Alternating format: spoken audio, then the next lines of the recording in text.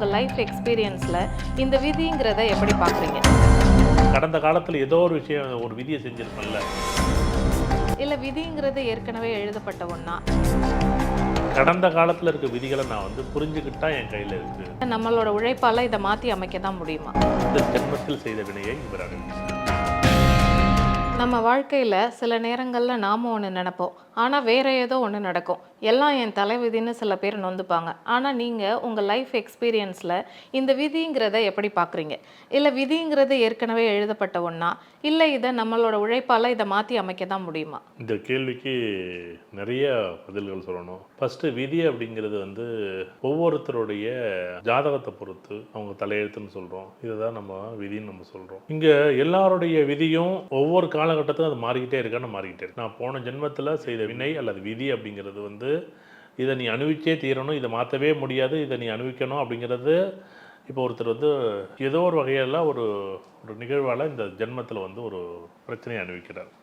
இதை அனுபவிச்சு தான் தீர்க்கணும், இதை மாற்றவே முடியாது. இதை மாற்றுறதுக்கான வழிகள் பிராய்ச்சித்தம் நிறையா தேட வேண்டியதான். ஆனால் இந்த ஜென்மத்தில் இந்த காலத்தில் நான் கடந்த காலத்தில் ஏதோ ஒரு விஷயம் ஒரு விதியை செஞ்சுருப்பேன்ல. ஒருத்தரை பேசியிருக்கலாம், ஒருத்தரை வாழ்த்திருக்கலாம், ஒருத்தரை சண்டை போட்டிருக்கலாம், ஒருத்தரை கொண்டாடி இருக்கலாம், ஒருத்தரை ஆனந்தமாக பேசியிருக்கலாம், ஒருத்தரை அருவருப்பாக பேசியிருக்கலாம். இப்படி நிறைய விஷயம் இருக்கும்ல. இதை நீங்கள் எக்காரணத்தை முன்னிட்டும் இதை நீ புரிஞ்சிச்சுன்னா இதை மாற்றிக்கலாம். இது புரியலைன்னா நம்ம என்ன பண்ணுவோம்?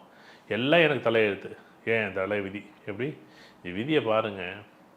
இப்போ விதிகளில் முன் ஜென்மத்தில் இருக்கக்கூடிய விதிகளை நான் அனுபவிக்கணும், கடந்த காலத்தில் இருக்க விதிகளை நான் புரிஞ்சுக்கிட்டா என் கையில் இருக்குது. ஆனால் நம்ம என்ன பண்ணுறோம்?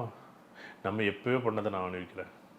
உதாரணத்திற்கு ஒரு யதார்த்தமாக ஒரு இடத்துல ஒருத்தர் போகிறாரு, ஒரு பைக்கில் அடிபட்டு ஒரு மருத்துவமனைக்கு ஒரு செலவாக்குது. அது உதாரணமாக ஒரு லட்சமோ 2 லட்சமோ 6 லட்சமோ செலவாயிட்டுன்னு வச்சுங்களேன். ஆனால் இது என்ன சொல்கிறோம்? இது முன் ஜென்மத்தில் ஏதோ ஒரு கர்ம வினையோட செயல்பாட்டு இவர் என்ன பண்ணுறாரு?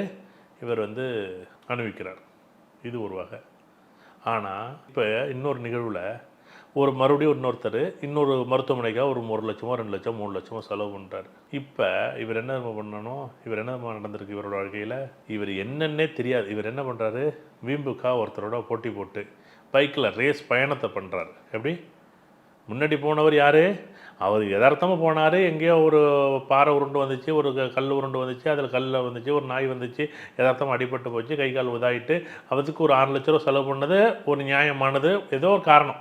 இது முன் ஜென்மத்தில் என்ன பண்ணார், ஏது பண்ணார் அப்படின்னு நீங்கள் ஆய்வு பண்ணுறதுக்குள்ளே நம்மளுடைய பாதி பிராணனே போயிடும்.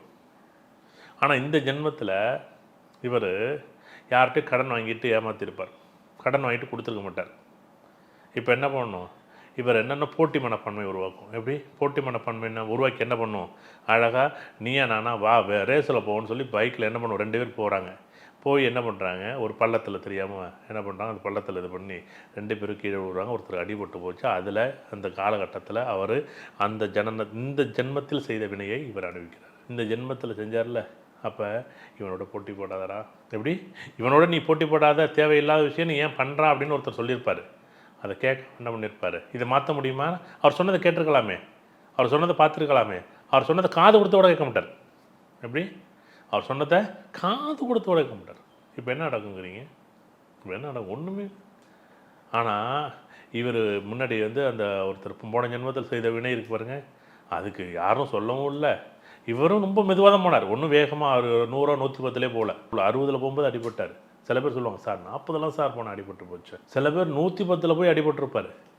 110 போவாதானே ஒருத்தர் சொல்லுவார்ல, அப்போ அவர் போனார்ல. அதுதான் இந்த விதிகளை நீங்கள் உங்கள் கையில் இருக்கக்கூடிய விதிகள், உங்கள் கையில் இருக்கக்கூடிய கொண்டாட வேண்டிய ஒரு விஷயத்தை நீங்கள் என்ன பண்ணுறீங்க? நீங்கள் எல்லாருமே என்ன பண்ணுறோம்? இது எல்லாமே நம்ம ஒரு கர்ம வினைப்படி தான். கர்ம வினைப்படி தான் நடக்கட்டும். ஆனாலும் யாராச்சும் ஒருத்தர் சொல்லுவார் பாருங்கள், நீங்கள் தயவு செய்து ரொம்ப பொறுமையாக காது கொடுத்து ஒரு தடவை கேளுங்க. உங்கள் விதி உங்கள் கையில் தான் இருக்குது, இது யார் கையில் இல்லை அப்படிங்கிறது தான் என்னோட பதிலாக இருக்குது. சித்தர் பூமி.